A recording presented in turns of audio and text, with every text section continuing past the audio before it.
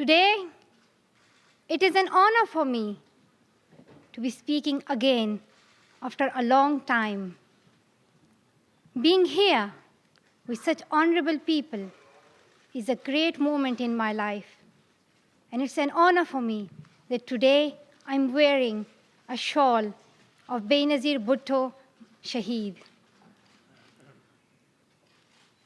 I don't know where to begin my speech. I don't know what people would be expecting me to say.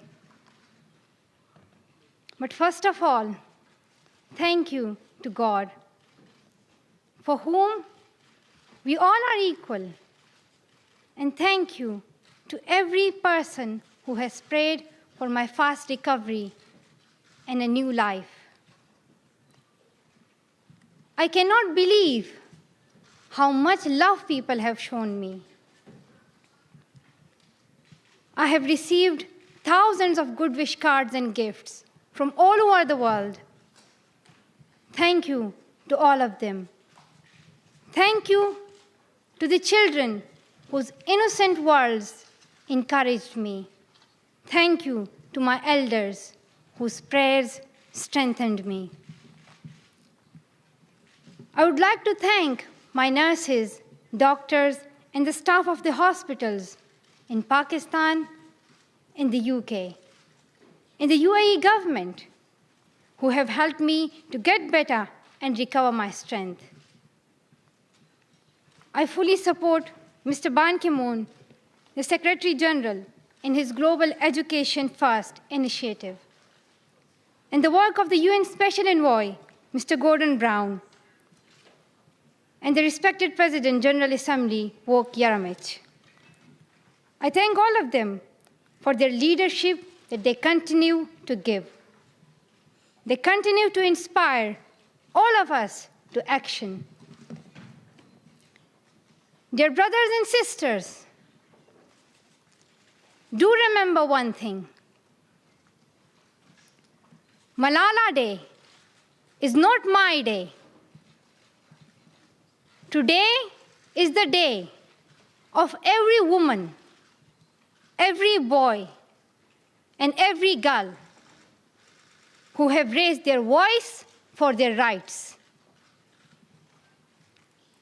There are hundreds of human rights activists and social workers who are not only speaking for their rights, but who are struggling to achieve their goal of peace, education, and equality.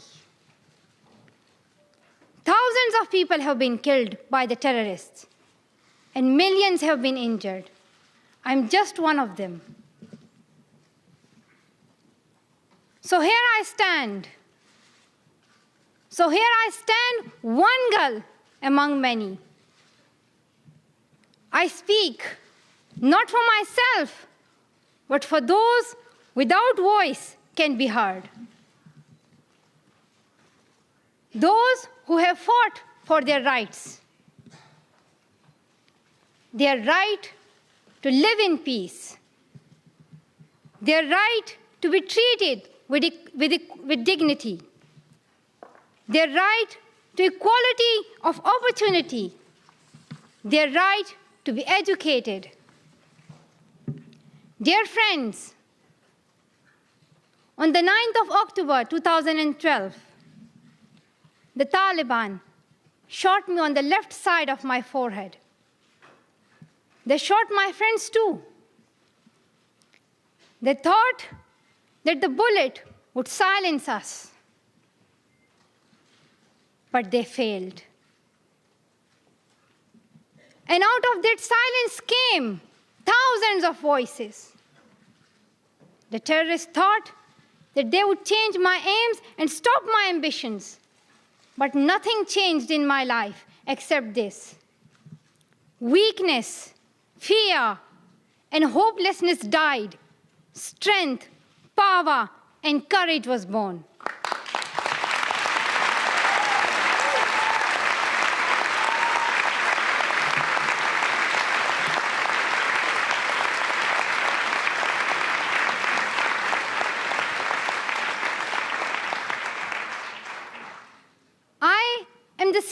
Malala, my ambitions are the same, my hopes are the same, and my dreams are the same. Dear sisters and brothers, I'm not against anyone. Neither am I here to speak in terms of personal revenge against the Taliban or any other terrorist group. I'm here to speak up for the right of education of every child.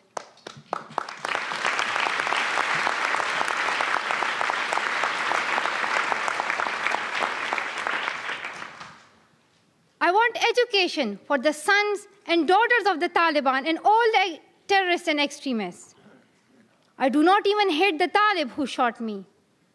Even if there is a gun in my hand and he stands in front of me, I would not shoot him. This is the compassion that I have learned from Muhammad, the Prophet of mercy, and Jesus Christ and Lord Buddha. This is the legacy of change that I have inherited from Martin Luther King, Nelson Mandela, and Muhammad Ali Jinnah. This is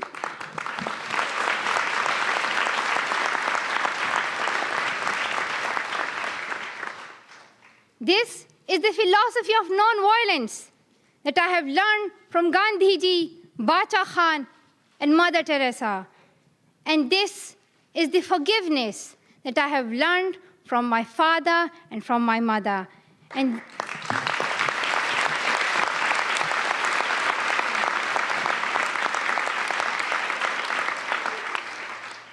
this is what my soul is telling me. Be peaceful and love everyone. Dear sisters and brothers, we realize the importance of light when we see darkness. We realize the importance of our voice when we are silenced. In the same way, when we were in Swat, the north of Pakistan, we realized the importance of pens and books when we saw the guns. The wise saying, "The pen is mightier than sword," was true. The extremists were and they are afraid of books and pens. The power of education frightens them. They are afraid of women. The power of the voice of women frightens them. And that is why they killed 14 innocent students in the recent attack in Quetta. And that is why they killed female teachers and polio workers in Khyber Pakhtunkhwa.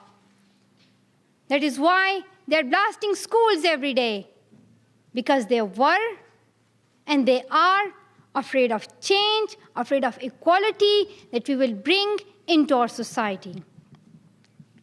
And I remember that there was a boy in our school who was asked by a journalist, "Why are the Taliban against education?" He answered very simply by pointing to his book. He said, "A Talib doesn't know what is written inside this book." They think that God is a tiny little conservative being who would send girls to the hell just because of going to school. The terrorists are misusing the name of Islam and Pashtun society for their own personal benefits.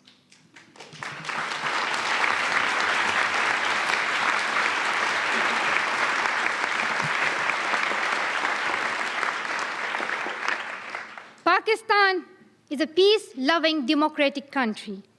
Pashtuns want education for their daughters and sons. And Islam is a religion of peace, humanity, and brotherhood. Islam says it's not only each child's right to get education, rather it's their duty and responsibility.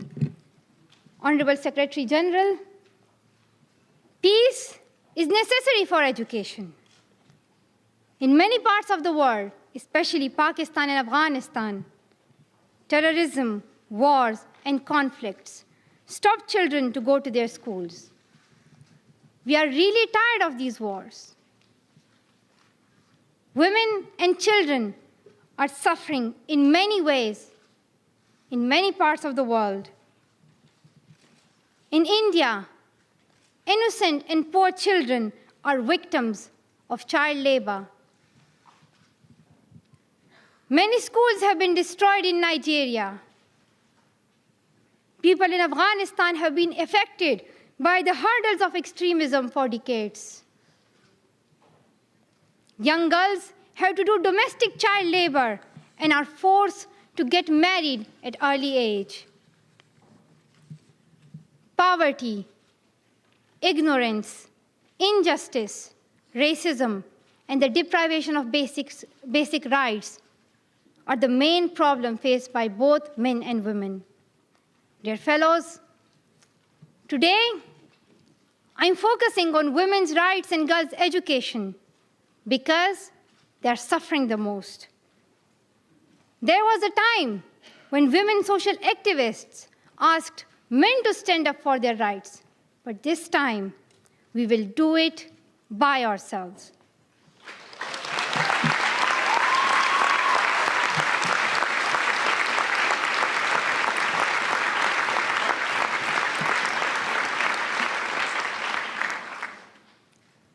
I'm not telling men to step away from speaking for women's rights. Rather, I'm focusing on women to be independent, to fight for themselves. So, dear sisters and brothers, now it's time to speak up. So today, we call upon the world leaders to change their strategic policies in favor of peace and prosperity. We call upon the world leaders that all the peace deals must protect women's and children's rights. A deal that goes against the rights of women is unacceptable.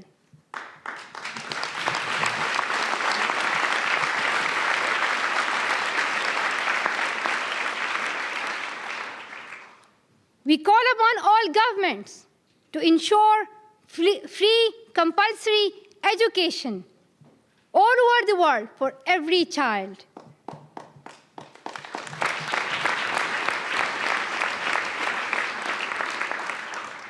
We call upon all the governments to fight against terrorism and violence, to protect children from brutality and harm.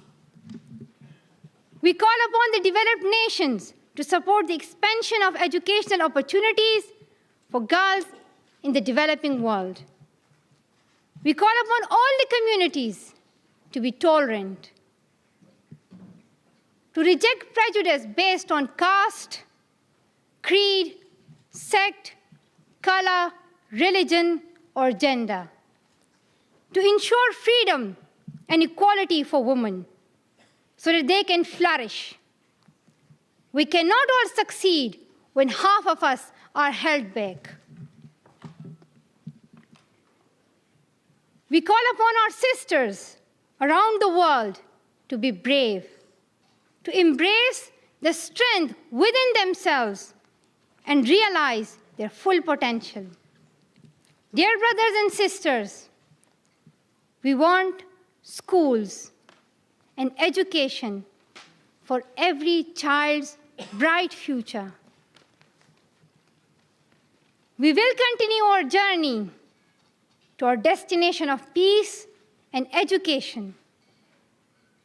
No one can stop us. We will speak up for our rights, and we will bring change through our voice. We believe in the power and the strength of our words. Our words can change the whole world because we are all together, united for the cause of education. And if we want to achieve our goal, then let us empower ourselves with the weapon of knowledge. And let us shield ourselves with unity and togetherness. Dear brothers and sisters, we must not forget that millions of people are suffering from poverty, injustice, and ignorance. We must not forget that millions of children are out of their schools. We must not forget that our sisters and brothers are waiting for a bright, peaceful future. So let us wage a global struggle against illiteracy, poverty, and terrorism. Let us pick up our books and our pens. They are our most powerful weapons. One child, one teacher, one book, and one pen can change the world. Education is the only solution. Education first. Thank you.